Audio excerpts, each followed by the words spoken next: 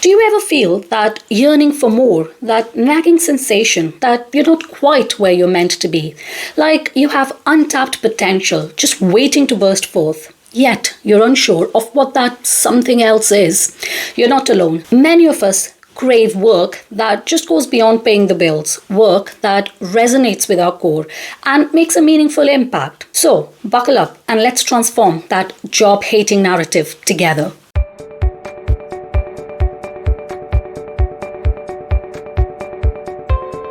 Hello, all you beautiful people out there. Welcome back to my channel. I'm Nidhi. And today we're going to talk about a topic that has been very well researched on the internet. In fact, if you type into Google how to find a job you love, you will get more than 4 billion results. Yep, that's correct. 4 billion results. But before we dive in, I've got a small request. Please make sure you hit that subscribe button and turn on notifications so you never miss a video from me. Now, let's get started. Today's video is all about finding a job that you truly love. One that is both rewarding and fulfilling. And if you feel you hate your current job, we're not just going to complain about it, right? Instead, we'll explore the power of valuing yourself and breaking those limiting beliefs that might be holding you back. So, let's get started. Let's imagine for a moment that you didn't need your salary to pay the bills or put food on the table, etc. Now, what would you do?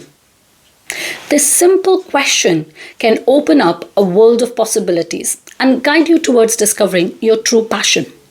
Research findings indicate that true career satisfaction comes from engagement, mastery, and a sense of purpose that goes beyond just a paycheck.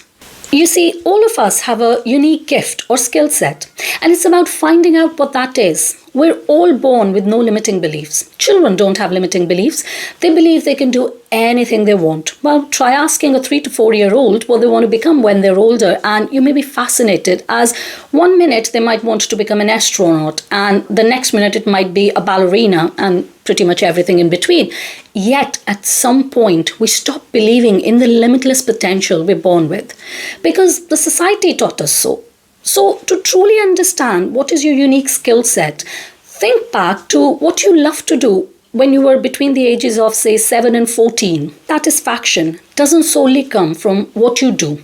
It comes from who you get to be while you're doing it.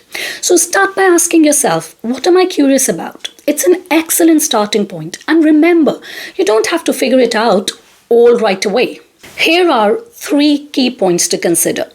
The first one, identify the skills you want to use and what you're good at, and then find the crossover.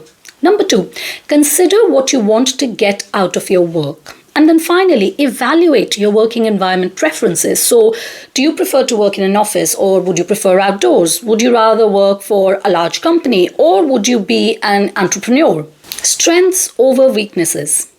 Don't limit yourself by focusing only on your weaknesses. The education system often conditions us to work on our weaknesses. So, say if we had 4 A's and 1 C grade, for example, the focus most likely from everyone, including our own teachers and perhaps even our parents, would be on improving the C rather than celebrating the 4 A's. We have to remember not everyone can excel at everything. So, instead of focusing on the weaknesses, focus on your strengths. Identify what you excel at, not just in terms of hard skills, but also soft skills like communication, teamwork, or problem solving. Seek feedback from friends, family, and colleagues to gain different perspective on your strengths. When applying for a new job, stepping into that interview room is more than just a Q&A session. It's your chance to make sure the job and the company align with what truly matters to you. Picture it like this. Imagine working for a company that shares the same values you hold close to your heart. Values like teamwork, innovation, or making a positive impact on the community. Now, think about how that alignment can fuel your passion for the job. When you're genuinely connected with what you do, it's not just a 9 to 5 routine anymore. It's a journey that brings fulfillment. So during the interview, don't hesitate to dig into these aspects. Ask about the company's values, how they translate them into daily work life, and see if they resonate with what fires you up. It's not just about getting a job, it's about finding a place where your values and passion can thrive for the long haul. Because when your work aligns with what you truly care about, that's where the magic actually happens. Now, you may be thinking this is all great advice, but what if I cannot afford to leave my job? At least not right now. What if I feel stuck in a job I just can't stand? Perhaps counting the minutes until the end of each working day. I hear you. So, think about this for a minute. What if I told you that the key to transforming your job satisfaction lies not in the job itself, but in how you perceive it? Yeah, let's talk about job crafting. Job crafting is a concept in organizational psychology that refers to the proactive and purposeful changes employees make in their own job designed to better align with their skills, strengths, passions, and motivation. It's essentially about employees taking the initiative to redesign or reframe aspects of their job to create a better and more satisfying work environment. So, let's delve into a study that was conducted by researchers at Yale University.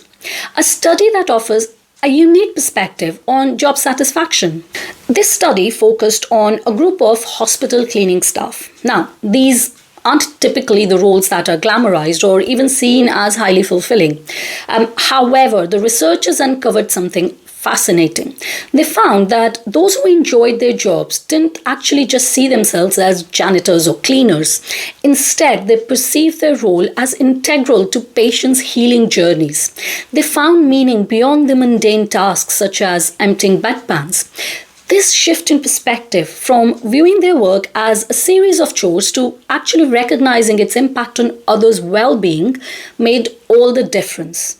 Now let's apply this profound insight to our own quest for job satisfaction. What if the key to enjoying your job is not necessarily in finding a new one right away, but in how you frame your existing role? Firstly, consider what aspects of your current job might be meaningful to others. Even if they seem mundane to you, much like the hospital cleaning staff, your role could contribute to something more significant than you actually realize. So, shifting your perspective from just a job to understanding the potential positive impact you can have on colleagues, clients, or even the broader community can be an absolute game changer. You might discover untapped potential and satisfaction within your current role, much like the hospital cleaning staff at Yale. So, if you feel stuck and unfulfilled in your current job, remember, you have the power to change how you feel, and change starts with action. As Dr. Martin Luther King Jr. wisely said, you don't need to see the whole staircase. You just need to take the first step. It's about valuing yourself, breaking limiting beliefs, and creating a career that aligns with who you actually are.